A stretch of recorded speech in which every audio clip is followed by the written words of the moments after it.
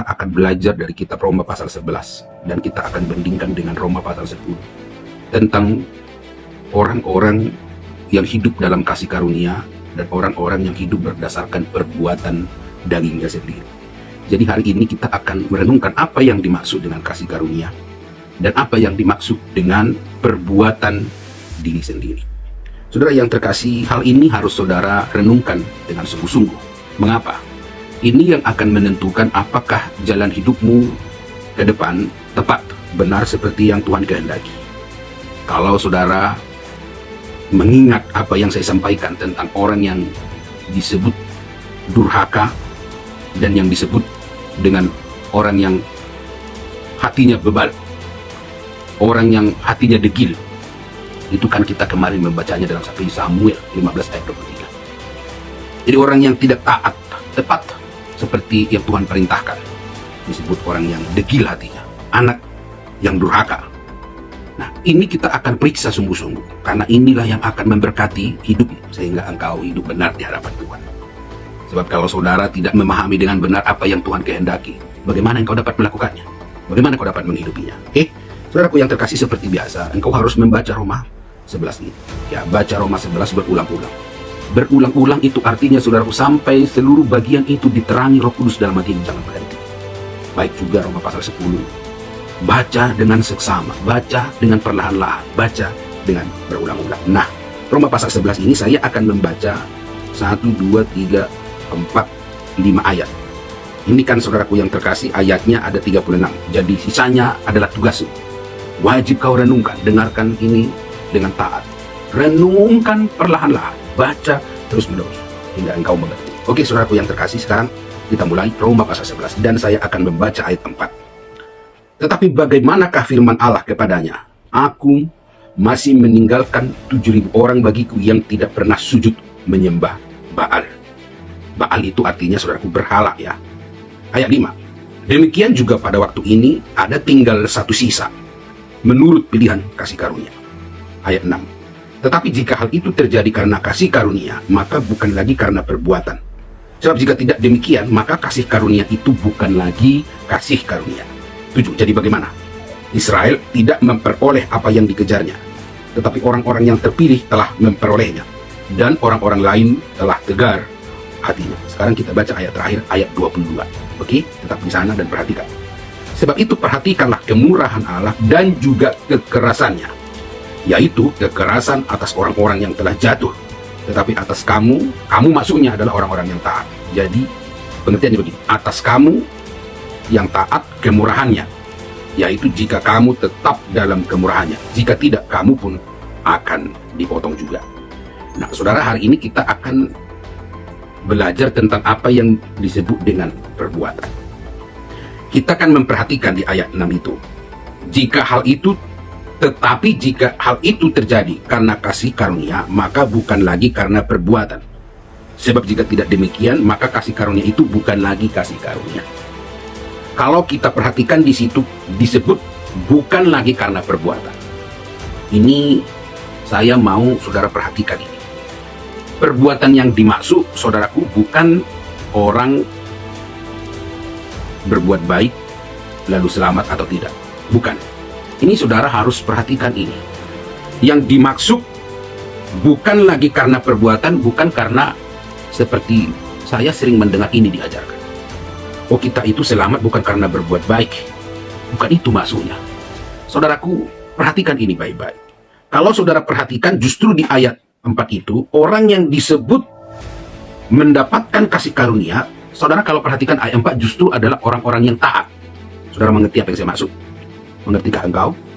Bahwa orang yang sisa, yang menurut kasih karunia, justru mereka adalah orang-orang yang taat. Maka di ayat 4 itu, ketika Elia mengadu pada Tuhan, Tuhan, nabi-nabimu telah mereka bunuh, mesbah-mesbahmu telah mereka runtuhkan, hanya aku seorang dirilah yang masih hidup, dan mereka ingin mencabut nyawaku. Kan begitu, kata Elia. Tapi Tuhan menjawab, aku masih meninggalkan 7.000 orang bagiku yang tidak pernah sujud menyembah Baal. Dengan kata lain, aku masih meninggalkan 7.000 orang bagiku yang taat. Jadi kalau saudara perhatikan itu baik-baik, justru orang yang hidup dalam kasih karunia adalah orang-orang yang apa? Orang-orang yang taat. Maka jangan sampai ajaran yang kukatakan tadi itu meracuni pikiran. Oh, kita diselamatkan karena kasih karunia, bukan karena perbuatan. Oh, yang dimaksud bukan begitu. Yang dimaksud bahwa kita diselamatkan bukan karena perbuatan, bukan artinya kalau kita berbuat baik kita selamat, kalau kita melakukan kebaikan kita selamat, bukan seperti itu artinya. Yang dimaksud bahwa kita diselamatkan bukan karena perbuatan baik adalah perbuatan daging. Itu yang dimaksud. Jadi saudara yang terkasih, perbuatan daging itu justru tidak dapat melakukan kebaikan. Dan kalau kita melihat salah satu sifat dari buah roh itu adalah kebaikan. Tetapi kebaikan dan perbuatan baik kita itu tidak dapat dipisahkan seperti kelemah lembutan, kemurahan hati, kesetiaan, damai sejahtera, sukacita. Kalau Tuhan memberi kesempatan, kita akan belajar itu hubungan satu persatu. Ya. Jadi yang dimaksud dengan perbuatan baik, sekali lagi kukatakan, bukan berbuat baik. Justru yang dimaksud dengan perbuatan daging, ya, yang dimaksud saudaraku dengan perbuatan di sini di ayat 6 ini adalah daging yang berbuat, itu loh maksudnya. Kalau saudaraku, engkau menerima pengajaran bahwa kalau kita berbuat kebaikan maka kita selamat bukan karena kebaikan, memang saudaraku sekilas itu benar, dan di satu sisi memang itu seolah-olah meniadakan kasih karunia. Tapi yang saudara harus hati-hati dalam hal ini adalah bahwa jangan karena kita mengatakan bahwa aku diselamatkan karena kasih karunia dan lalu tidak taat pada Bapa. Ini yang berbahaya. Seperti kukatakan tadi, kalau dikatakan menurut pilihan kasih karunia, di ayat 5 dikatakan bahwa ada tinggal suatu sisa menurut pilihan kasih karunia. Maka orang yang mendapatkan kasih karunia ini justru harus menjadi orang-orang yang taat, yang tidak tercemar. Seperti di ayat 4 itu, mereka tinggal 7.000 orang, tidak tercemar, tidak memberontak, mereka tidak pernah sujud menyembah Baal. Itu berarti saudaraku bahwa kalau kita menjadi pribadi-pribadi yang taat pada Bapa, maka itu tidak dapat dilakukan oleh perbuatan daging. Itu pengertiannya. Kalau saudara perhatikan ayat 7, jadi bagaimana? Israel tidak memperoleh apa yang dikejarnya, tetapi orang-orang yang terpilih memperolehnya, dan orang-orang yang lain jadi tegar hatinya. Maka kalau kita perhatikan di ayat 7 ini, justru 3 penekanan yang diucapkan memperjelas apa yang dimaksud bukan lagi karena perbuatan. Jadi bukan lagi karena perbuatan, maksudnya adalah perbuatan daging. Karena hukum daging hanya ingin yang baik, tetapi tidak dapat melakukan yang baik. Sedangkan kalau kita ini hidup dalam kasih karunia, maka kita dapat melakukan yang baik. Maka kalau kita perhatikan konteksnya, kalau kita katakan kita selamat karena kita berbuat baik, itu benar. Tapi dalam pengertian, ketika kita menerima Tuhan Yesus Kristus sebagai Tuhan dan Juru Selamat kita, maka kita jadi dapat melakukan kebaikan. Itu loh artinya. Sebaliknya, orang yang hidup melalui perbuatan dagingnya, dia justru tidak dapat melakukan perbuatan iman. Kan itu artinya. Makanya di ayat 7 itu dikatakan, orang Israel tidak memperoleh apa yang dikejarnya. Apa yang dikejar oleh Israel? Yang dikejar oleh Israel adalah kebenaran Allah. Itu saudara harus perhatikan. Bangsa Israel, tapi bukan keseluruhannya. Bangsa Israel yang mengejar kebenaran Allah berdasarkan daging mereka. Jadi di situ garis bawahi, perbuatan yang dimaksud adalah perbuatan daging. Sifat dari perbuatan daging itu tidak dapat mencapai kebenaran Allah. Pertanyaannya adalah, mengapa tidak dapat? Karena daging itu hukumnya hanya ingin yang baik, tapi tidak dapat melakukan yang baik. Nah, inilah yang membuat orang yang berusaha mencapai, orang yang berusaha mengejar kebenaran Allah, justru menjadi tegar hatinya. Itu kan yang dikatakan di ayat 7. Dan orang-orang lain telah tegar hatinya. Jadi saudara, kalau seseorang benar-benar hidup berdasarkan kasih karunia, jikalau engkau adalah pilihan Tuhan, jikalau engkau mendapatkan kasih karunia, ini tandanya engkau tidak mungkin tegar hatinya. Catat itu. Apakah engkau sudah membeli buku yang kuminta? Apakah engkau sudah pegang ballpoint? Kau catatkah yang kusampaikan ini? Ini harus kau renungkan. Kalau tidak, di masa depan ketika pencobaan datang, kau pasti akan jatuh. Karena itu perhatikan baik-baik. Orang yang adalah pilihan, orang yang dapat kasih karunia, perhatikan, tidak mungkin hatinya tegar. tidak mungkin dia tidak dapat mengejar kebenaran Allah. Tidak mungkin dia menyimpan berhala dalam hati. Kan ayat 4 itu disebut ada yang menurut pilihan Tuhan tinggal 7.000 orang baginya yang tidak pernah sujud menyembah Baal. Baal itu berhala. Jangan ada ilah lain di hadapanku. Jangan ada Allah lain di hadapanku. Itu adalah berhala. Berhala itu apa? Kan kita sebut bahwa percabulan, bahwa kenajisan, bahwa hawa nafsu yang jahat, keserakahan. Yang sama dengan itu adalah penyembahan berhala. Bahwa dalam 1 Samuel pasal 15 ayat 23, orang yang durhaka, orang yang degil hatinya, orang yang tidak taat pada perintah Tuhan adalah penyembah berhala. Jadi kasih karunia atau orang yang terpilih justru mereka taat pada Bapa. Mereka tidak tegar hatinya. Mereka dapat mengejar, mereka dapat mencapai kebenaran Allah. Kan itu yang kita baca, saudaraku yang terkasih, di Roma pasal 10. Kalau saudara mau, buka dulu sejenak. Saya ingin engkau memperhatikan ini dengan baik-baik. Nah, di ayat 4 di Roma pasal 10 kan dikatakan, Kristus adalah kegenapan hukum Taurat, sehingga kebenaran diperoleh tiap-tiap orang percaya. Kebenaran yang dimaksud adalah kebenaran Allah. Diperoleh yang dimaksud adalah dapat digapai, dapat dicapai, dapat dilakukan. Jadi orang yang berusaha mengejar kebenaran Allah berdasarkan dagingnya. Jadi perbuatan yang dimaksud adalah perbuatan daging. Tidak dapat karena daging itu hanya ingin yang baik. Sehingga tuntutan hukum Taurat itu tidak dapat dilakukan. Dan karena itu hukum Taurat, saudaraku, hukum Taurat yang dimaksud itu adalah hukum atau kinerja dari perintah-perintah Tuhan itu. Hukum dari perintah-perintah Tuhan itu adalah orang yang melakukannya itu yang hidup karenanya. Saudara mengerti nggak yang saya maksud ini? Saudaraku, takut saya kecepatan ngomong atau ada kata-kata saya yang mungkin saudara tidak paham.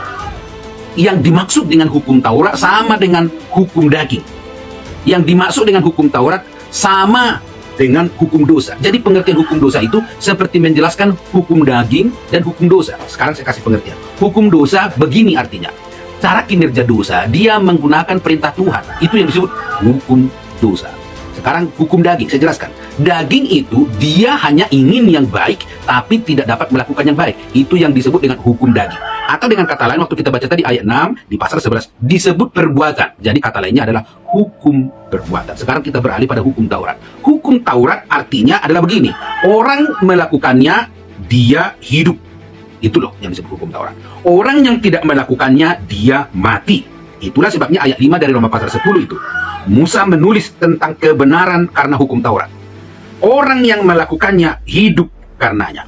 Begitu, saudaraku, pengertian dari hukum Taurat. Atau pengertian lainnya, hukum firman. Jadi kebenaran dari hukum firman Tuhan, kebenaran dari hukum Taurat adalah kalau engkau melakukannya, engkau hidup. Kalau engkau tidak melakukannya, engkau mati. Ini berarti kalau engkau berusaha melakukan perintah Tuhan itu berdasarkan dagingmu sendiri, maka engkau pasti gagal melakukannya. Karena sifat dari dagingmu, itu yang disebut dengan perbuatan. Perbuatan itu datang dari dagingmu sendiri. Sifatnya itu hanya ingin yang baik, tapi dia tidak dapat melakukan yang baik. Nah, sekarang kita buka, saudaraku, ayat yang terakhir, Roma pasal 11 ayat 22. Ayat 22 dikatakan, sebab itu, perhatikanlah kemurahan Allah dan juga kekerasannya, yaitu kekerasan atas orang-orang yang telah jatuh, tetapi atas kamu kemurahannya, yaitu jika kamu tetap dalam kemurahannya, jika tidak kamu pun akan dipotong juga. Nah, di sini semakin dijelaskan. Apa yang semakin dijelaskan? Kan di awal tadi kita katakan bahwa orang yang dapat taat pada Bapa, orang yang mentaati, yang melakukan kehendak Bapa. Dalam hal Roma pasal 11 ini kan disebut orang-orang yang masih sisa tidak pernah sujud menyembah Baal. Mereka disebut adalah orang-orang yang merupakan pilihan mendapatkan kasih karunia. Kebalikannya adalah orang-orang yang berusaha menggapai perintah-perintah Tuhan itu berdasarkan perbuatannya sendiri. Orang-orang yang menggapai berdasarkan perbuatannya itu pada akhirnya mereka tidak memperoleh apa yang ingin mereka capai. Mereka justru jadi tegar hatinya. Nah, sekarang saudaraku di ayat 22 itu dikatakan kemurahan Allah.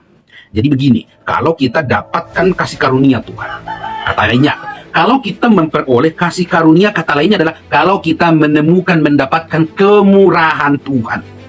Kan kita sering berkata, oh ini karena kemurahan Tuhan. Maka tandanya adalah kita tetap taat. Kita taat pada perintah Tuhan. Itu loh tandanya. Karena itu dikatakan, perhatikanlah kemurahan Allah dan juga kekerasannya. Kalau kita mendapatkan kemurahan Tuhan, tandanya kita taat pada Bapa. Tapi kalau kita benar-benar mendapatkan kekerasan Tuhan, itu tandanya adalah kita jatuh dalam dosa. Itu tandanya, nggak ada tanda yang lain. Orang yang jatuh dalam dosa itu karena mereka menemukan kerasnya Tuhan pada mereka. Orang yang taat pada Bapa itu karena mereka mendapatkan kemurahan Tuhan. Karena itulah dikatakan, tetapi atas kamu kemurahannya, yaitu jika kamu tetap dalam kemurahannya. Jadi kita mendapatkan kemurahan Tuhan jika kita apa, saudaraku? Tetap dalam apa? Dalam kemurahan. Sekarang saya mau tanya, kalau kita jatuh, apakah itu disebut tetap dalam kemurahannya? Tidak. Kalau kita sengaja berbuat dosa, apakah itu disebut adalah kasih karunia? Tidak. Jikalau kita disebut pilihan, kan sering kita mendengar kata ini, aku adalah pilihan Tuhan, tetapi terus-menerus menyakiti hati Tuhan dan melakukan kejahatan, apakah itu benar-benar pilihan? Tidak. Jadi orang yang mendapatkan kemurahan hati Allah, mereka itu tetap dalam kemurahan Tuhan. Artinya engkau taat pada Bapa. Itu loh pengertiannya. Jadi kalau saudara tidak diajar dengan benar tentang perbuatan, bukankah engkau nanti di masa depan akan berani berbuat dosa? Loh, dosa apa? Hamba Tuhan, begini saya ingin kau mengerti. Kalau firman ini nggak tertancap kuat di dalam hati, tidak berakar benar dalam hati, kalau ada pencobaan tentang perzinahan, kau akan berzina. Perzinahan itu apa artinya? Banyak hal. Salah satunya mungkin akan terjadi perceraian. Kan itu kan kita lihat banyak itu. Anak-anak Tuhan tapi bercerai. Setelah dia bercerai, mereka lalu apa? Menikah lagi. Kan Alkitab mengatakan bahwa barang siapa yang pasangannya masih hidup, yang istrinya atau suaminya masih hidup, dan kalau dia menikah lagi, maka dia disebut berzina. Kalau engkau tidak ditanam kuat di dalam firman ini, maka kalau ada tantangan, ujian, cobaan tentang berbohong, kan engkau dengar perintah Tuhan, jangan berbohong. Nih dengar nih, kalau firman tidak ada dalam dirimu, maka ketika ada tantangan jangan berbohong, kau akan berbohong. Sifat daging dalam dirimu itu akan keluar dan engkau akan berbohong. Gitu loh maksud. Kalau ini tidak kau ajarkan karena di dalam pikiranmu begini, aku mah selamat karena apa? Kasih karunia. Dan kau pikir karena kau dapat kasih karunia, kamu bisa berbuat dosa. Itu sudah pasti bukan ajaran dari Tuhan. Itu adalah ajaran yang berasal dari setan, dari iblis. Jadi anak-anak Tuhan itu takut pada Tuhan, gentar pada perintah Tuhan, dan karena itu mereka menguduskan hidupnya, menyucikan hidupnya. Nah inilah saudaraku yang dimaksud dengan loh hati. Loh hati itu artinya Tuhan menuliskan perintahnya dalam pikiranmu, mengukir di dalam hatimu, dan karena itu engkau tidak jatuh dalam dosa. Seperti kita baca tadi di ayat 4, bahwa Tuhan masih menyisakan suatu umat pilihan, yaitu mereka tidak sujud menyembah Baal. Saya yakin aku dan engkau juga demikian. Dan karena itu, seperti dikatakan Ibu Berta Sinambela, kerjakanlah keselamatan dengan takut dan gentar akan Tuhan. Nah, orang yang takut sama Tuhan, berani nggak berbuat dosa? Tidak berani. Karena dia takut sama Tuhan, dia gentar sama Tuhan.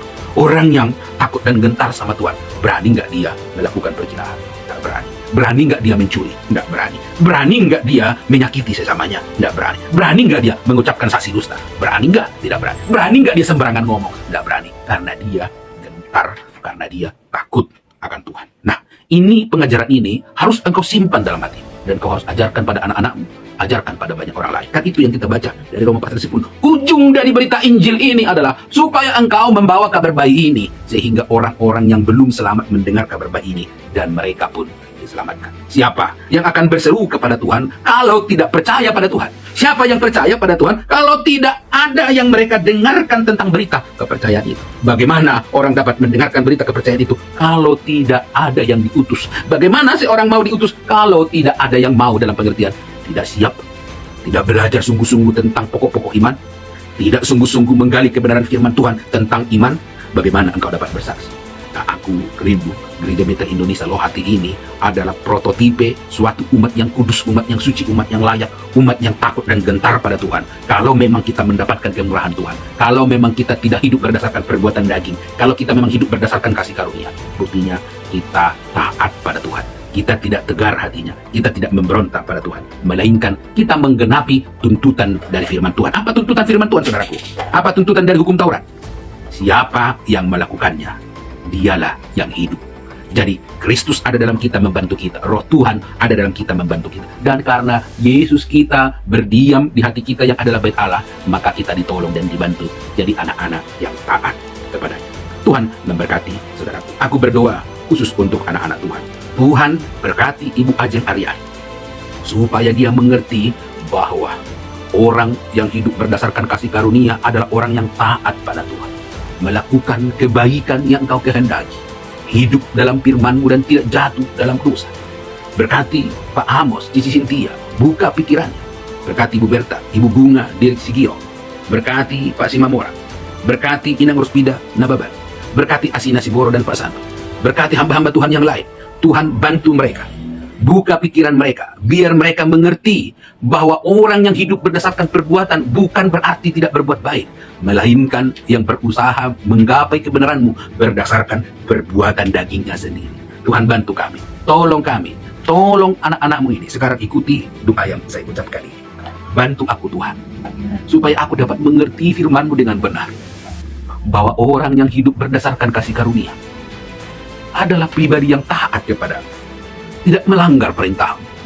Katakan, bantu aku Tuhan, taat kepada-Mu. Bantu aku tidak melanggar titah-Mu. Bantu aku Tuhan, menghidupi kehendak. Katakan, bantu aku Tuhan, tetap dalam kemurahan. Bantu aku Tuhan, biar aku mengerti bahwa perbuatan daging tidak dapat melakukan firman. Katakan, bantu aku Tuhan, mematikan dagingku. Bantu aku mematikan dagingku. Sekarang berserulah dengan hati yang meratap. Tangisi dosa-dosamu, karena dikatakan barang siapa yang berseru kepada nama Tuhan akan diselamatkan. Apakah engkau terikat dari kebiasaan berbohong? Apakah engkau sedang terikat dosa perzinahan? Apakah engkau sedang terikat dosa masturbasi? Apakah engkau sedang terikat dari suatu kewajiban di mana kau tidak dapat melakukan, tidak bisa melunasi kewajiban? Apakah engkau terikat dalam satu dosa yang berulang-ulang terus kau lakukan? Sekarang ratapi dosa-dosa. Datang dengan hati hancur, katakan, Yesus anak Daud, selamatkanlah aku. Yesus anak Daud, bebaskanlah aku. Yesus anak Daud, kasihanilah aku. Datang pada Tuhan, biar Tuhan menyembuhkan penyakit dosa ini. Biar Tuhan menyembuhkan kebiasaan yang jahat itu. Biar Tuhan memulihkan engkau dari penyakit jiwa yang akan membinasakanmu. Datang dan berserulah, Yesus anak Daud, kasihanilah aku orang berdosa ini. Selamatkanlah aku. Yesus anak Daud, kasihani aku orang berdosa ini. Aku mau berbalik dari jalan-jalanku yang jahat. Kami mau menjadi umat yang kudus dan layak di hadapan. Yesus anak Daud, kasihani setiap orang yang mendengar pengajaran di GBI Lohati, supaya tidak ada satu pun di antara kami yang tercemar, supaya tidak ada satu pun di antara kami yang menajiskan dirinya. Yesus anak Daud, bantu anak-anak-Mu ini, supaya mereka benar-benar taat kepada-Mu, supaya mereka benar-benar tetap dalam kemurahan, supaya mereka benar-benar menunjukkan orang-orang pilihan yang mendapatkan kasih karunia. Dengar doaku, dengar permohonanku. Jangan biarkan ada di antara kami yang tegar hatinya. Jangan biarkan ada di antara kami yang tegar tengkuk. Jangan biarkan ada di antara kami yang durhaka dan degil hatinya. Tuhan, lembutkan hati kami, buka hati kami, biar kami takut dan gentar kepada Engkau. Terima kebenaran dari firman Tuhan. Katakan amin. Oleh bilur-bilur Tuhan Yesus, sembuhlah penyakit. Penyakit dosa hancurlah di dalammu. Katakan, oleh bilur-bilur Tuhan Yesus, hancurlah penyakit dosa di dalamku. Katakan dengan sungguh-sungguh, oleh bilur-bilur Tuhan Yesus, hancurlah penyakit dosa di dalamku. Kebiasaan melanggar perintah Tuhan, hancurlah kuasanya. Oleh bilur-bilur Tuhan Yesus, dimanapun penyakit itu, dalam darahmu, dalam tubuhmu, dalam hidupmu, hancurlah kuasa dosa. Kuasa dosa hancurlah. Kuasa dosa hancurlah. Kuasa dosa hancurlah. Katakan, kuasa dosa hancurlah. Kuasa iblis hancurlah. Kuasa setan hancurlah. Kuasa penyakit hancurlah. Sembuhlah kebiasaanmu. Sembuhlah perilakumu. Sembuhlah tindakanmu. Kebiasaanmu menyakiti hati Tuhan. Sembuhlah engkau. Sembuhlah engkau. Katakan, sembuhlah keluargaku Tuhan. Oleh bilur-bilurmu sembuhlah rumah tanggaku Tuhan. Oleh bilur-bilurmu sembuhlah hidupku Tuhan. Oleh bilur-bilurmu sembuhlah kebiasaanku. Sembuhlah hatiku. Sembuhlah jiwaku, sembuhlah pikiranku. Demi nama Tuhan Yesus, dimanapun kebiasaan yang melanggar perintah Tuhan terdapat dalam dirimu, hancurlah kuasanya, hancurlah kuasanya. Oleh bilur-bilur Tuhan Yesus, kita sudah disembuhkan. Bersama kita katakan, amin. Tuhan memberkati sahabat-sahabatku. Aku mengucapkan terima kasih buat saudaraku yang setiap hari mau diajar firman Tuhan. Ibu Ruspida Nababan, Ibu Ajeng Aryani, Ibu Asina Siboro Pasantun Purba, Ibu Yudit Cici Sintia, Pak Amos, Ibu Berta Sinambela, Ibu Bunga Derik Sigio, dan saudara-saudaraku yang lain yang tidak dapat kusebutkan satu persatu. Tetap dengarkan pengajaran dari Gereja Bintang Indonesia Loadi setiap hari. Dan jangan lupa, kalau sudah selesai kau dengarkan, ingat perlengkapan senjata perang nomor 3 apa? Kasut, kerelaan memberitakan Injil damai sejahtera. Share, bagikan. Banyak orang di luar sana ingin mendengar pengajaran ini. Ikut jadi pemberita Injil. Share, bagikan, buat jadi konten apapun. Kamu mau edit, mau ubah, mau apapun, terserah engkau. Tuhan memberkati. Seperti biasa, selalu ucapkan satu perkataan terakhir mengakhiri ibadah kita. Immanuel.